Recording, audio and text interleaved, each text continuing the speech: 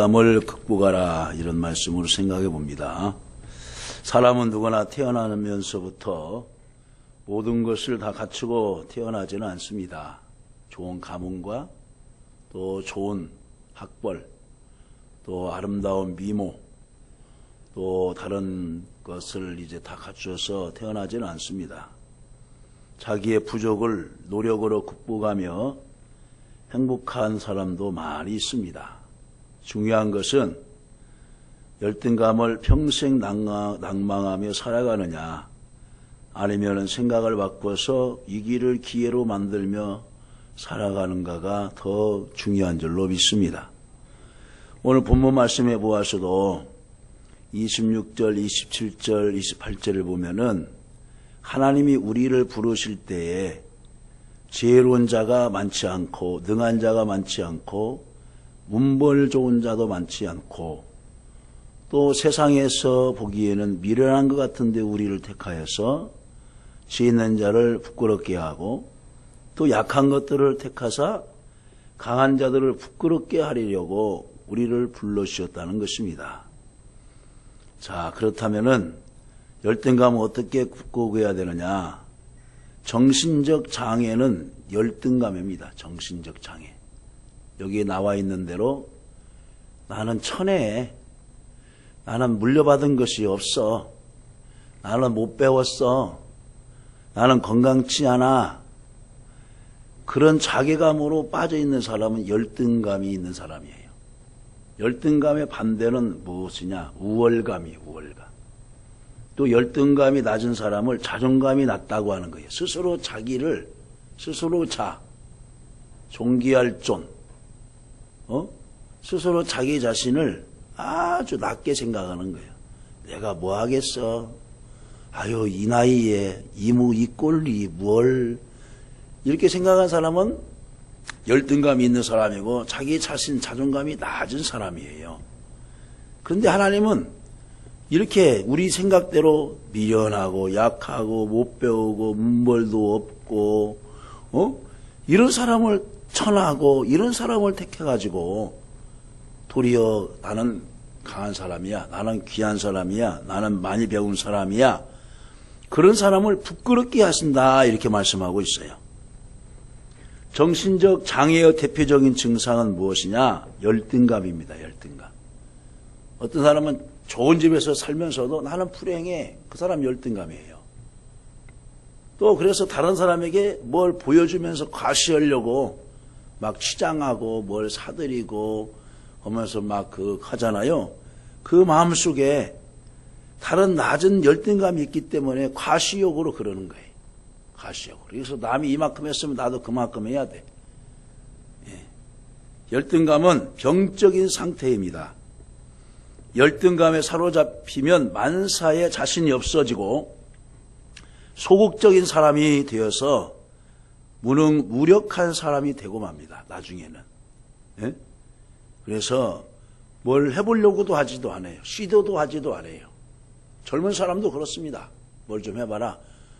무서워요. 컴퓨터 좀 배워. 거기 가면은 나라에서 무료로 가르쳐주고 취직도 해준대요. 아유, 무서워요.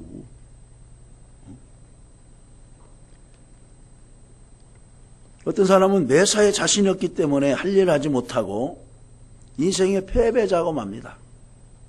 이런 사람이야말로 더 적극적으로 나서서 일도 하고 봉사도 하고 또 사회나 자기가 몸담고 있는 그 기관에서 봉사도 해야 됩니다. 그래야 열등감을 극복할 수 있어요. 자, 성경에서 어떤 사람이 열등감이 있었는가 봅시다. 삭개오. 삭개오는 키가 작은 사람이에요. 그래서 항상 다른 사람에게 손가락질을 해요. 아유, 저 난쟁이네.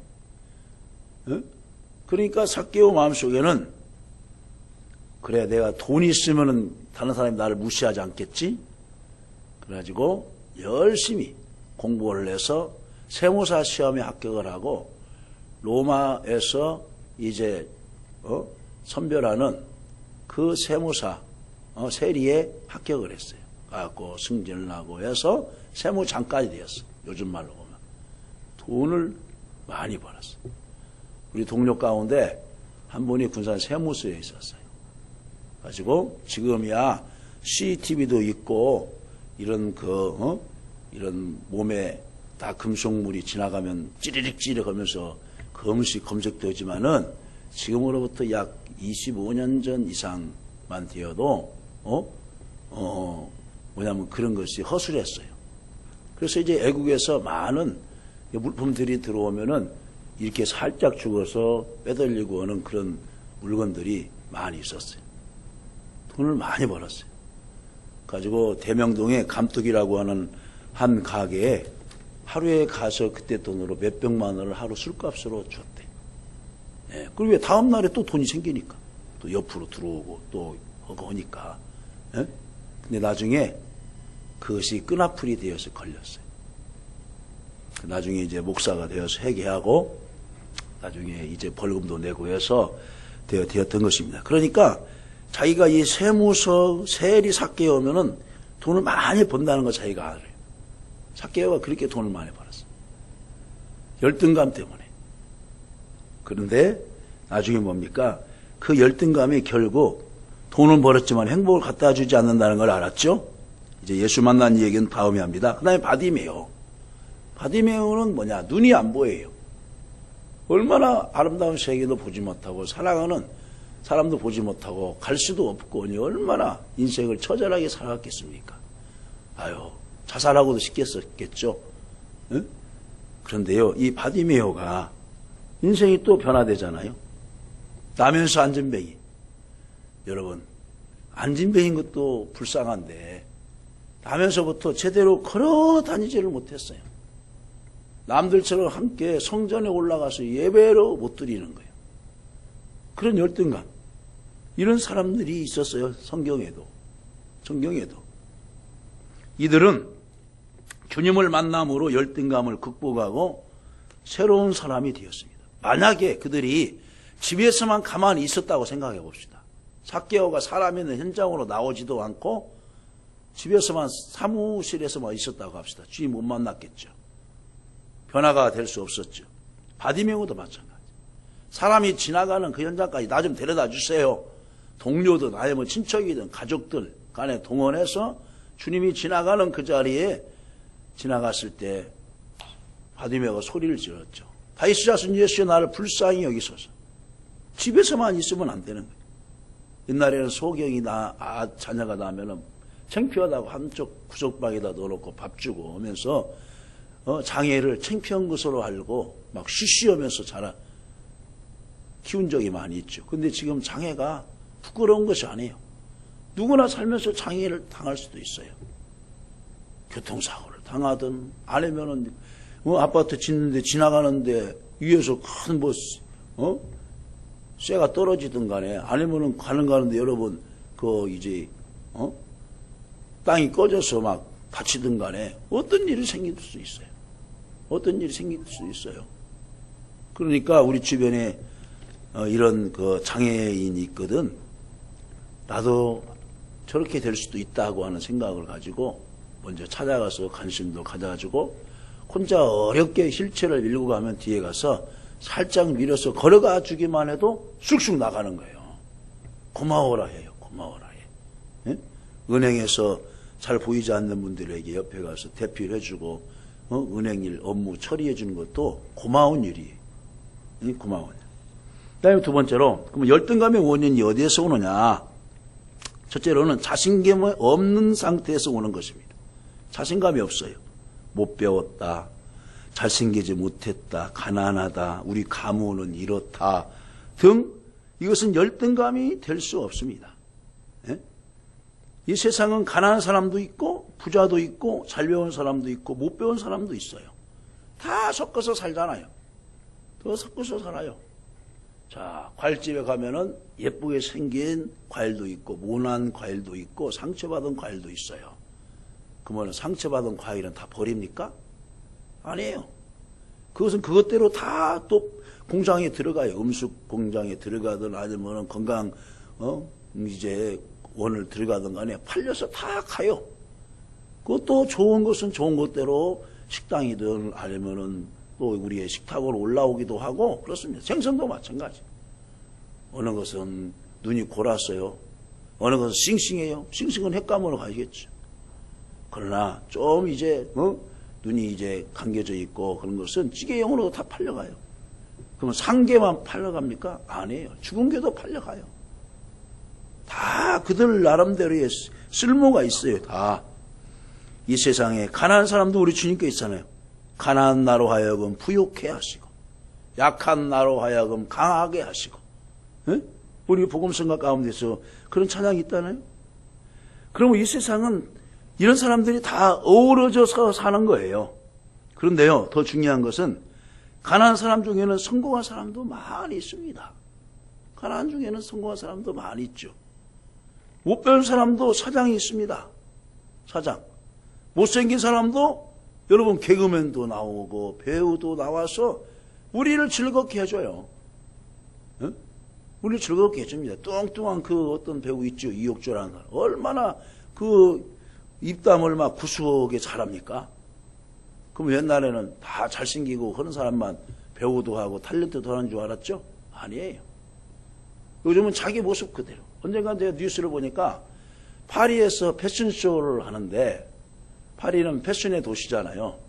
그냥 예쁜 나라 모델들만 와서 한 줄 알았더니 한 번은 정말로 완전히 그 이제 거구인 여자들 그래서 120kg, 100kg 이런 분들이 와서 패션쇼를 하고 또 한 번은 그 키가 1m도 안 돼요. 그 사람들이 와서 미모도 아름답게 치장을 하고 패션쇼를 하는 거예요. 이게 왜 패션쇼를 합니까? 기자가 물었어요. 이 세상은 용모가 아름답고 잘생긴 사람만의 세상이 아니잖아요. 이런 사람들에게 꿈과 비전을 주기 위해서 이런 일을 했습니다. 근데 어마어마한 체격이 있는 사람들도 자랑스럽게 그 무대를 갔다가 돌아와요. 키가 작은 사람도 자랑스럽게 그냥 보폭은 짧지만은 어렵게 해서 거기 갔다가 돌아와요. 근데 그 주변에는 세계에서 많은 기자들이 잘생기고도 한 사람들이 와서 다 박수치면서 그래 세상은 이런 사람들도 있어. 세상은 다 아름다운 거야. 하면서 그동안에 너무나 미모에 치중하고 했던 자기 자신이 그 패션을 쇼를 했던 사람들이 반성하는 계기가 되었대요. 우리가 너무나 미모를 너무나 그런 데다 치중했군요. 하면서 막 나중에 그 사람들이 어깨를 쓸어다듬고 하면서 격려하고 하는 모습을 봤습니다. 그렇구나. 세상은 자기가 어떻게 보느냐에 따라서 달라지는구나. 파란색을 보면은 파란 안경을 쓰면 파랗게 보일 것이고 빨간 안경을 쓰면 빨갛게 보이고 하얀 안경을 쓰면 하얗게 보이듯이 내가 세상을 어떤 눈으로 보느냐에 따라서 그렇게 보아지고 또 운명이 그렇게 가게 되는 거예요. 여러분들은 열등감을 다 극복하시고 그 열등감으로 선용해서 주께 영광 돌리시기를 간절히 바랍니다. 아멘. 그 다음에 세 번째로 열등감을 축복의 기회로 만든 사람들이 많이 있습니다. 자, 모세는 말주변이 없는 사람이었어요. 그래서 주님께서 부르실 때 저는 입이 뻣뻣해서 말도 못합니다. 그랬어요. 사실 말도 못해요. 학자들을 보면 정말 말을 떠듬떠듬하고 잘 못했다는 거예요. 왜요?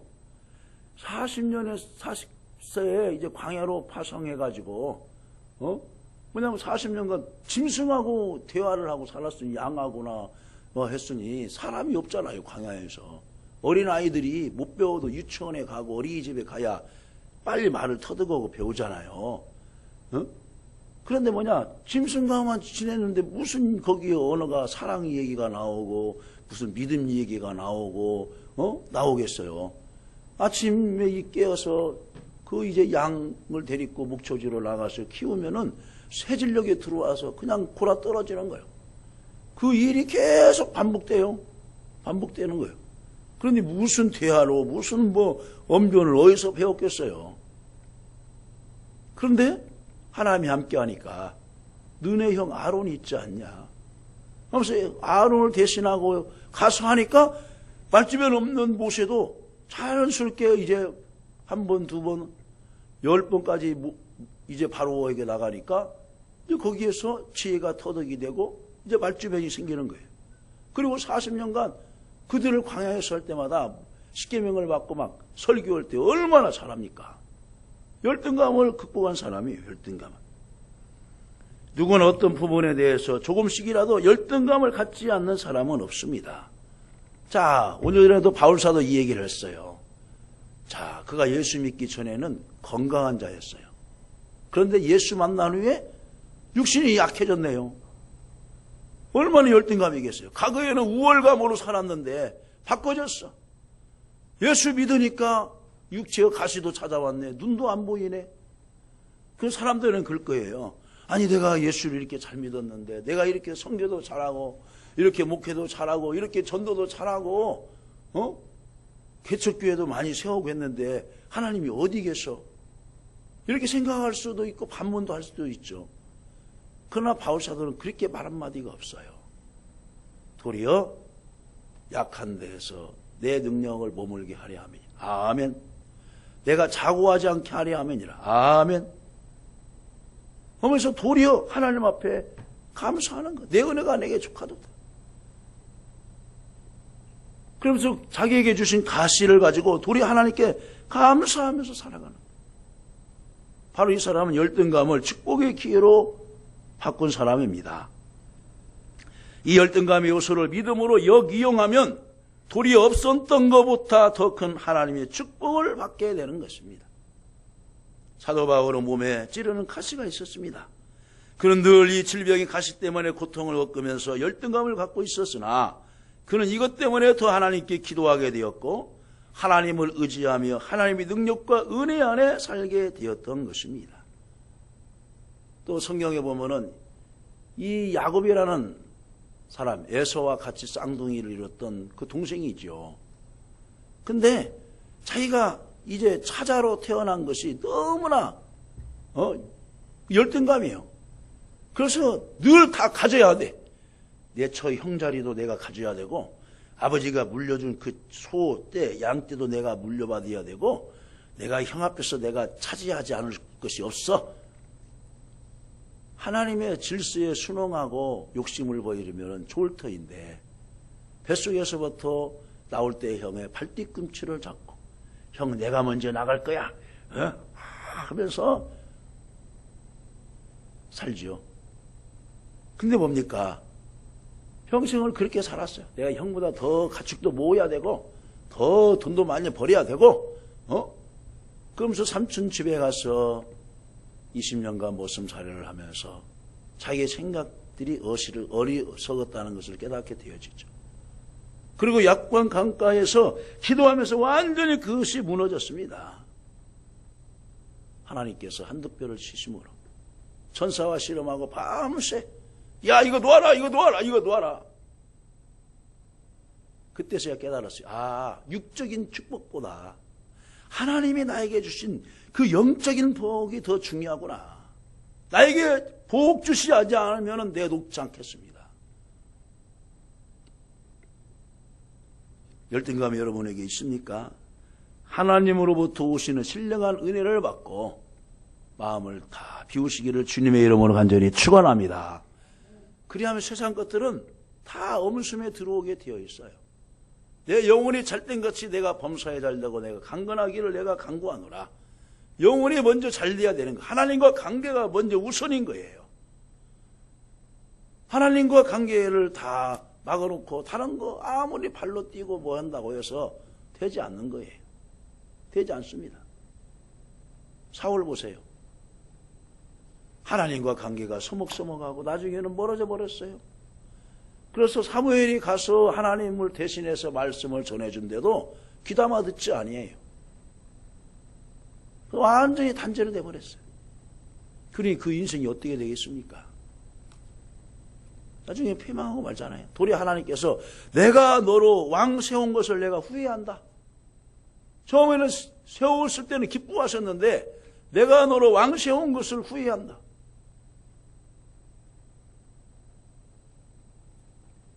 결국 자기의 그것을 극복하지 못하고 나중에는 패망하고 말잖아요.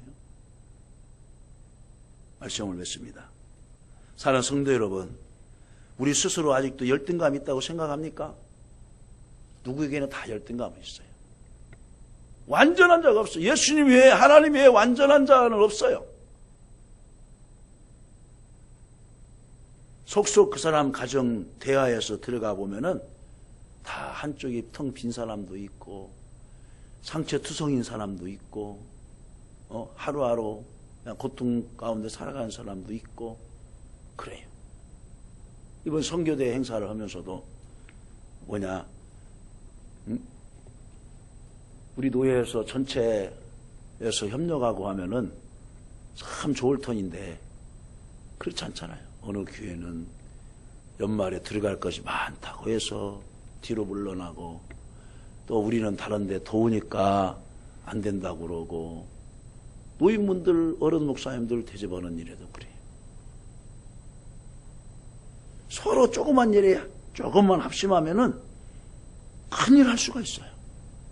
교회에서도 마찬가지. 교회에서 열등감을 믿음으로 극복하고 주님으로부터 주신 귀한 은사를 가지고 감사하면서 하나님의 영광 돌리고 귀하게 쓰임받기를 주님의 이름으로 간절히 축원합니다.